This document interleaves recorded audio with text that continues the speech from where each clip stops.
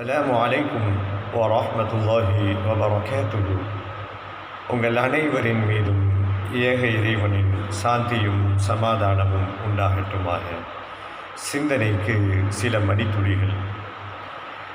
மனித இனத்திற்கு இறைவன் வழங்கி இருக்கின்ற ஒரு அற்புதமான உணர்வுகளின் வெளிப்பாடுதான் சிரிப்பும் அழுகையும். எல்லா மனிதர்களும் வெளிப்படையாக சிரிக்கிறார்கள், உள்ரங்கத்திலே அழுகிறார்கள்.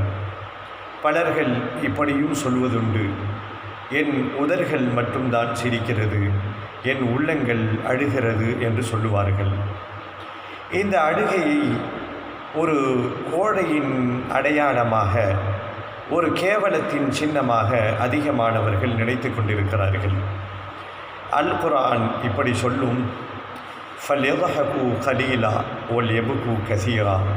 குறைவாக சிரிக்கட்டும், அதிகமாக அழட்டும் என்று குர்ஆன் பேசும். நம்மிலே அதிகமானவர்கள் இந்த அழுகை பெண்களுக்கு மட்டும் சொந்தமானது, அவர்களுக்கு மட்டும் உரித்தானது என்பதாக பலர்கள் நினைத்து கொண்டிருக்கிறார்கள். ஒரு காலம் இருந்துச்சு, பெண்கள் எதற்கெடுத்தாலும் அழ ஆரம்பித்து விடுவார்கள். குறிப்பாக கணவனிடத்தில் ஏற்படக்கூடிய சின்ன சின்ன வாதங்களுக்கெல்லாம் அழுபவர்களாக ஒரு காலத்தில் பெண்கள் இருந்தார்கள். இன்றைக்கு 5Gயினுடைய காலம். இந்த காலத்தில் என்ன ஆய்வுகள் சொல்லுகிறது என்று சொன்னால், பெண்களை விட இன்றைக்கு பெண்களால் அழுகின்ற ஆண்கள் அதிகமாகிவிட்டார்கள் என்று பரிதாபத்திற்குரிய கணவன்மார்களுடைய புலம்பலாக இருக்கிறது.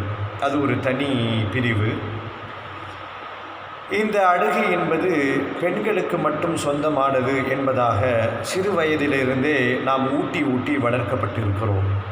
ஒரு சின்ன வயசு குழந்தை ஆண் குழந்தையாக இருந்து அழுதால் வீட்டில் உள்ள பெரியவர்கள் இப்படி சொல்லுவார்கள், நீ என்ன பொம்பளை புள்ளியா அழுவதற்கு அப்படின்னு சொல்லுவாங்க. இஸ்லாத்தினுடைய பார்வையில் ஒரு மனிதன் பல காரணங்களுக்காக அழுகிறான். அவனுடைய தனிப்பட்ட முறையில் வாழ்க்கையில் ஏற்பட்டக்கூடிய பிரச்சனைகளை நினைத்து அழுகிறான்.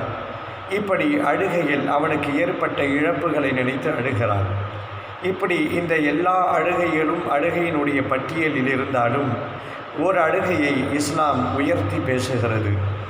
அதுதான் இறையச்சத்தின் வெளிப்பாடாக வருகின்ற அழுகை, நம்முடைய பாவங்களில் நினைத்து வருகின்ற அழுகை, நாம் கடந்த காலத்தில் செய்துவிட்ட அநியாயங்களை நினைத்து அதன் மூலமாக இறைவன் எனக்கு தண்டித்தால், என்னுடைய பாவ மன்னிப்பு ஏற்காமல் இந்த உலகத்தை விட்டும் நான் பிரிந்துவிட்டால் நான் நரகத்தை அனுபவிக்க வேண்டிய நிலை வருமே என்று இறையச்சத்தின் வெளிப்பாடாக வருகின்ற அழுகையை இறைவன் விரும்புகிறான். அது உயர்ந்த அழுகையாக மார்க்கம் சொல்லுகிறது. ஆம், இந்த அழுகை பெண்களுக்கு மட்டும் சொந்தமானதல்ல, ஆண்களும் அழலாம். நம் கவலைகளை எல்லாம் கரைத்து விடுகின்ற ஒரு அற்புதமான சக்தி அழுகைக்கு உண்டு. அதுவும் குறிப்பாக படைத்த இறைவனிடத்திலே நம்முடைய அழுகையை கொட்டி தீர்க்குகின்ற பொழுது நாம் மனதார லேசாகிறோம். நம்முடைய பிரச்சனைகளை ரப்பு தீர்த்து வைப்பாம். ஆம், இந்த அழுகை ஆண்களுக்கும் சொந்தமானது, ஆண்களும் அழலாம். வாருங்கள், ரப்பிடத்திலே மன்றாடி அழுவோம், நம் குறைகளை கொட்டி தீர்ப்போம். புரிந்து கொள்வதற்கு இறைவன் அருள் செய்வானாக.